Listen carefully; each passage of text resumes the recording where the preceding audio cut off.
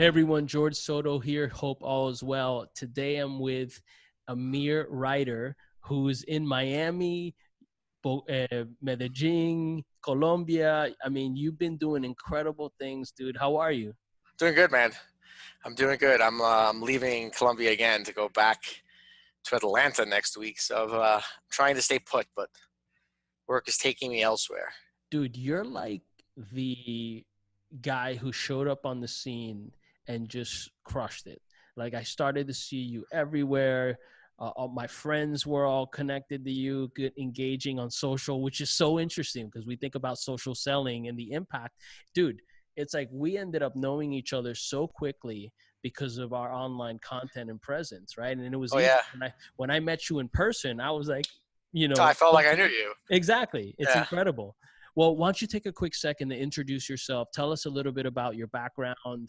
Let's talk a little bit about Cloudtask as well. I know you guys are crushing it out of Medellin. I love what you're doing for the country too, and the people in the community. Why don't you tell us a little bit about it? yeah, definitely. So my entrepreneurial background, I had a small business in my 20s, ran the company on NetSuite, which is an ERP. That was way too big for my company's size. I ended up selling that organization when I was 30. Worked in the corporate world for a little bit, worked for NetSuite directly, but decided to really disrupt the way people are outsourcing and just give people a quality option. I used to hear the word call center and it used to make me cringe. So what I wanted to do is create a growth center where people would actually get leadership and repeatable outcomes in a full cycle solution. So what Cloudtask is a workforce as a service or a growth center where we actually specialize in sales, which is hard, right? Everyone's afraid to say it, but sales is hard, right? If you're good at it, you're going to admit that sales is hard. So Mm-hmm. we do business development reps and account executives. We manage them in our office. We train them every day. We coach them. We incentivize them. We're all about their lives. And then customer success or account management and customer support, which is really the growth engine of a SaaS company or any business, right? So we're managing the workforce that drives growth for companies, and we're joining teams. We're teammates with people across the world, and we're helping companies in Europe land and expand in the States. We're selling in Europe as well, so we're a global organization, 24/7. Let's talk a little bit. I know we don't want to talk about Cloudtask the entire time, but I wanted Yeah, to talk a little bit about drift.com and like yeah, what Cloudtask does, because I think the whole conversational marketing stuff, I mean, what David DGDC are always talk about at Drift, and I know you guys were like some early partners and very popular partners yeah. with them, but let's talk a little bit about that, because I think for all the revenue side leaders here, whether you're really like marketing or sales or whoever's owning that part of the funnel, I think conversational marketing for inbound is really, really powerful. And it ties to your outbound too, as well.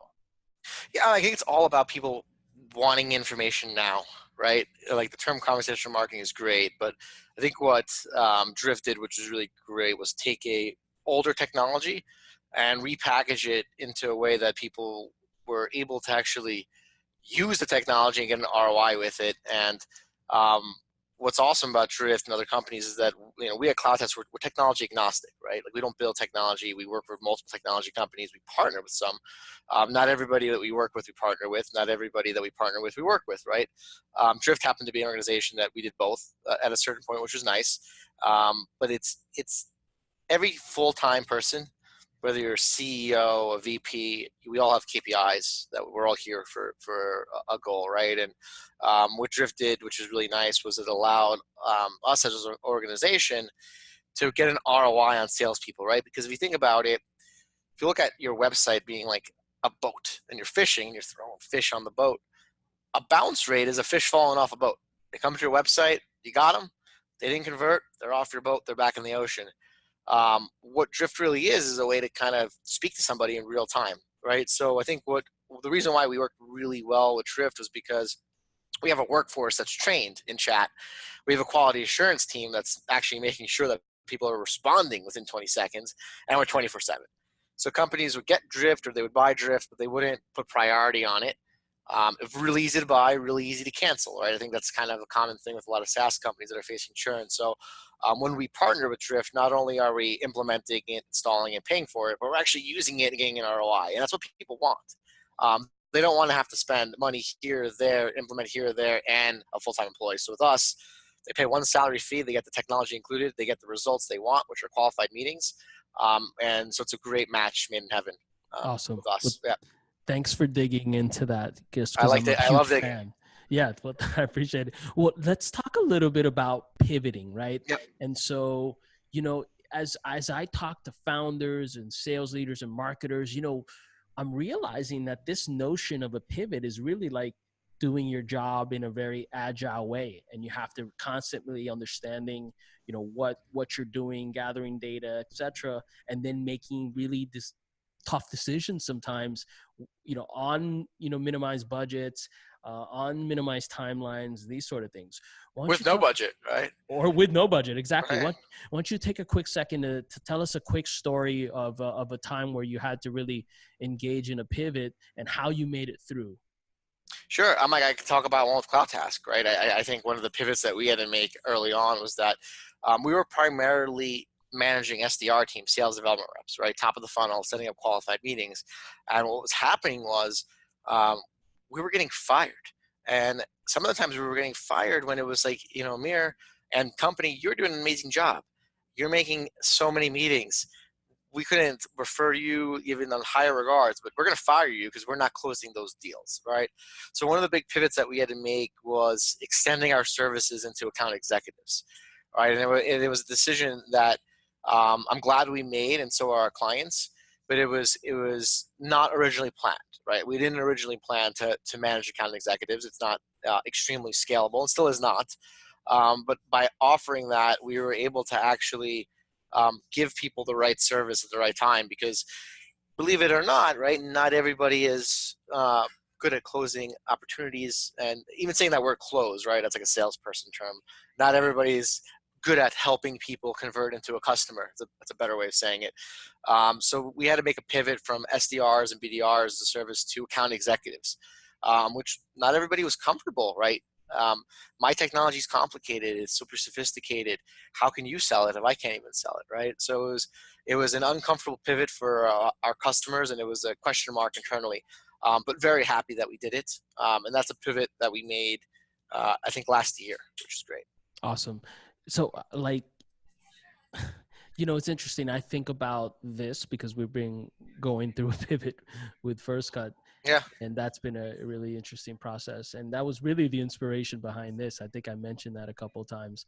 However, I struggle with understanding how much data is enough data to make a decision, and how much of it is instinct, how much of it is seeing around the corner, and maybe others don't, on your team. Like, how do you figure that out?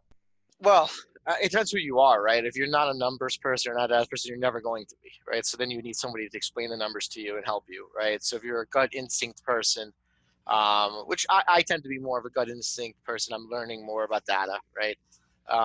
Trusting your gut, but then also bringing a circle around that can confirm, what you're thinking with data, right? Because everybody sees things differently.